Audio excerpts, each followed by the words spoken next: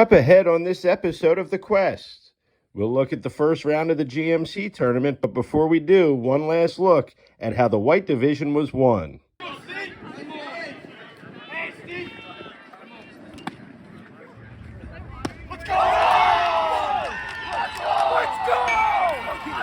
And who is the best karaoke singer in the GMC? The answer, coming up next.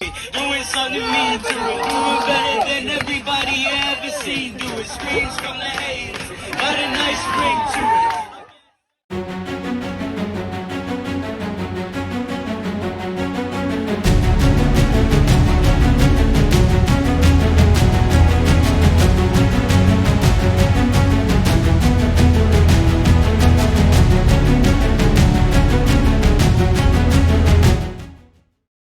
And hello, everybody. Welcome here to week 11 of GMC The Quest. And what a busy week of baseball it was.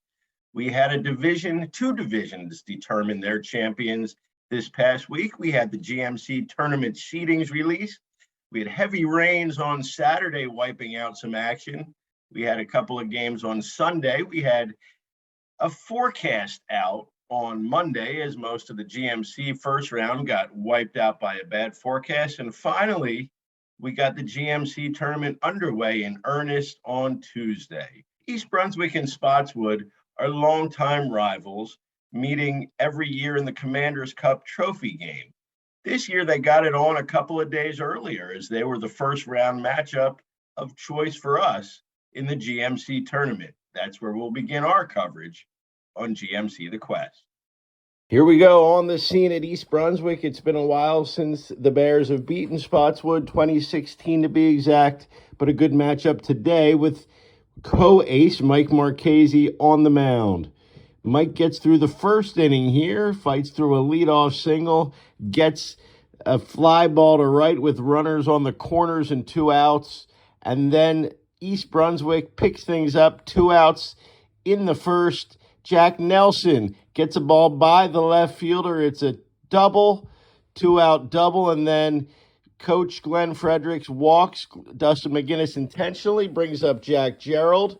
Gerald makes him pay with this, a long drive to deep left field, and it is gone. A 3-run homer. East Brunswick takes a 3-0 lead. Gerald's first home run of the year. And East Brunswick leads it 3-0 in the first. That lead holds up into the third. Casey Comiskey, all GMC, beats the right fielder on this one. Runner on first coming all the way around to score. They're not going to get him. It's 3-1. And then the very next batter, this is a huge play in the game because it looks like a base hit. But Dustin McGinnis, a diving stop, gets Comiskey in no man's land, gets the rundown, the out, and it stays 3-1. Wheels start to fall apart for Spotswood. Bottom of the third, Christian Bermudez, bases loaded walk. It's 4-1. Next batter, Dylan Lugo. Same result, 5-1. And then it's Ryan Basham. What does he do? He bashes him. It's a base hit in the right field. 2-run score. It's 7-1, and that's plenty of runs for Marchese, who's throwing wiffle balls here to get through the fifth. And then in the sixth, one advantage of being a shortstop in your spare time, you get to catch the pop-ups. Gets through the sixth inning. And then in the bottom of the sixth, wake up the cameraman. He misses Dylan Lugo's walk-off home run. 11-1, East Brunswick gets to the first round. After the game, Jack Gerald on his home run, Mike Marchese on his pitching. I did. It was big at bat, obviously, in the time. Spotswood's one of our biggest rivals. Play them once every year in the Commissioner's Cup. Big game, and went down 0-2, but had to battle back. First time you've beaten them since you've been here. It has. Feels good, right? It feels amazing. Oh, it's always a great game against them. Right away. It felt pretty good, 3 runs right away. I knew I had a lead, so I felt comfortable, obviously, pitching. But I started off comfortable, but I felt even better, obviously, having a lead. And then, at the end, we had the walk-off and another home run for some more run support. So I couldn't think the offense enough and defense, and getting all these extra runs and stuff and making things happen and making it easy for us. And now for some bonus GMC tournament coverage. Joey Tudelmondo. Just watch this about 17 times. 17 Ks for the right-hander. But it's still 1-1 at South Plainfield. 2 outs. Top of the 7th. Tionis Pimentel. Base hit. 2-run score. South Brunswick goes up 3-1 into the bottom of the 7th. Tudelmondo hits the pitch count with 2 outs. Maddox Lim comes in, gets the save, and South Brunswick wins 3-1. Now let's take a look at the bracket heading into today's quarterfinals at North Brunswick Community Park. And you can see on the bracket, yesterday was a great day to be at Brunswick. North, South, East, all first-round winners. We saw South and East. How about North Brunswick? Zach Konstantinovsky, 16 Ks, 6 innings, and a win over Colonia. And get this, Zach's strikeout to walk ratio for the year, 94-1. Middlesex puts away Perth Amboy late. Monroe squeaker over Edison. We've got a busy day again today, all 4 quarterfinals at North Brunswick Community Park. Well, it was indeed quite an eventful opening round of the GMC tournament. But before we got there, we still had the matter of a couple of division titles to wrap up. Last Thursday, we were in Middlesex, where we got the chance to see the White Division decided as Middlesex High School in its first year in the White Division took on Woodbridge for the division crown in our game of the week. Big showdown for the White Division title, Warowski O'Donnell Field. Middlesex 1 game up on Woodbridge with 1 to play after a 1-0 win on Wednesday night. Here's Thursday afternoon action. Stephen Young, the Caldwell University signee, is locked in early and dealing. And so is his counterpart on the Woodbridge side. It's Eddie Nunez, returning the favor in the first. Getting the called third strike, scoreless early. But Young, you can see, absolutely filthy with the breaking ball. He struck out 12 on the day and gets another one there, swinging at the breaking ball in the dirt. And here comes a third in a row. Another beauty of a breaking ball, absolutely filthy. For a while, it looked like nobody would score. Nunez just as good here, blowing the fastball by for a strikeout there. Then later on, same thing. To the 4th we go. Chris Hoff gets us going offensively, booming a double over the head of the center fielder. A 2-out rally getting started. Middlesex with a runner in scoring position. Very next batter. Venutolo gets the ball by the third baseman. Let's fire this cameraman. Things get a little blurry, but Middlesex takes a 1-0 lead. Next inning, the big inning for Middlesex. This is what we call Middlesex offense. Ground ball, third baseman can't get it. Aiden Kozak beats it out for an infield single. Next batter, Mike Salvatore pokes it on the hit and run where the infielder isn't. Perfectly executed first and third. None out. And then Young follows after a stolen base with a shot with the infield drawn in. And Middlesex leads 3-0. Next batter, ground ball by the third baseman into left field. It's another run. Middlesex leads 4-0. And that's enough for Young, who finishes the job here. Complete game, 2-hit shutout, 12 Ks. Middlesex wins the White Division first year. Afterwards, we caught up with Stephen Young and head coach Justin Nastasi. It's awesome because there's a lot of people, including people around here, that didn't believe that we could do it, and proving a lot of those people wrong was a big part of what we wanted to do. But we're not done yet. We got a lot left to go. The way it was set up with you and Alfonso pitching the last 2 games, both coming through pretty good, that's got to make it that much better. Oh yeah, I got the utmost confidence in Fonz. He's a guy, he's going to go out there, he's going to give us his best, and that's what we all ask for. The way you guys are used to playing small ball when you need to when you get in tight games like this, I'm sure there's an extra bit of confidence. Oh yeah, that's what we do in practice. We put pressure on us in practice, so that in the games it's that much easier. Excited for GMCs now coming up? I want to make some noise in that GMC. Awesome. Yeah, it's amazing actually. It's our first year in the white, so I mean, I'm real happy for these kids. I mean, Group 1 school, and we're hanging in there with the big boys, so it's a big deal to us. Set it up obviously for your 1 and 2 guys to throw, and they came through pretty well. They were awesome. I mean, Alfonso yesterday was unbelievable. Steven, I mean, he's been like that for 4 years. So, I mean, we're gonna miss him a lot. But I have a couple more weeks with them, hopefully. And so with Middlesex victory over Woodbridge, that wrapped up the GMC White Division, and the final piece of the championship puzzle was also decided on Thursday as South Amboy defeated Timothy Christian to win the Gold Division title. That gives us 5 champs in the GMC for 4 divisions. St. Joseph Metuchen, we know already, the Red Division winner, and the Blue Division came down to a split tie, co-champs, 1-1 against each other, St. Thomas Aquinas and South River. Those are your champions in 2022 in the GMC. Now it's time for this week's highlight reel. This week, we're going to look at 2 games that took place at minor league parks, starting with the St. Joseph's Metuchen and Hun game as St. Joe's takes on the number 2 ranked team in the state of New Jersey at Arm & Hammer Stadium down in Trenton on Sunday, and also South Brunswick meeting Old Bridge in a GMC Red game that was moved over to TD Bank Park in Somerset last week. We'll take a look at a few other highlights and finish it with some interesting karaoke goings on in Monroe, which will lead into this week's Player Spotlight. Arm & Hammer Stadium, the site, Sunday, as St. Joseph's of Metuchen takes on one of the top teams in the state, Hun.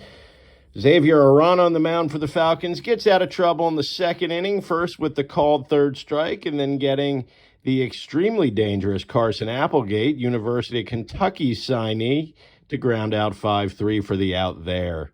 Later on, Stephen Chow in relief. He gets the strikeout here from our upstairs angle, called third strike, but eventually Hun was too much. Carson Wayner gets a high fly ball and lands it right on the line and left for a 2-run double for Hun. That put them up at the time 3-0. Later on, Ryan DiMaggio, he's going to Boston College as a pitcher, showing a little bit of pitchers can rake with the 2-run single in the center. Hun ends up winning the game 8-2. Both teams with a huge week this week as St. Joe's attacks the GMC. South Brunswick, Old Bridge, TD Bank Park in Somerville. Thursday night, you do not run on Charlie Soriano. Out at the plate there. Big day for South Brunswick. Nolan Watlington on the mound. One of his strikeouts there. South Brunswick wins it 5-2 at TD Bank Park. Now it's South River and the unit. Julius Rosado, the amazing freshman, one of the best players in the conference this year, long gone to center. Julius Rosado hitting over 600 on the season. Hits one out there. East Brunswick, pitcher's best friend coming up here is Joey Ditzel going for the complete game victory against South Plainfield on Wednesday. And John Aranchik with the diving catch in right field to end the ball game. A great game winner. Monroe last week against Edison. It's Harrison Lollin, the super sophomore, in the Daily Dozen. It's the 3rd time he's racked up a dozen strikeouts in a game this year. One of the best pitchers in the GMC, striking out 12 Edison hitters and getting the complete game win.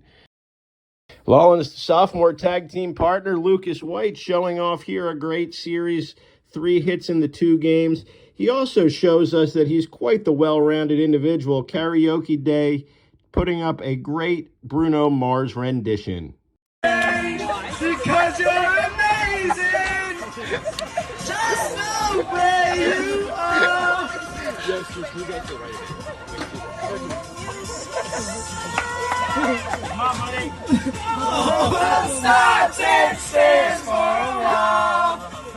you're amazing.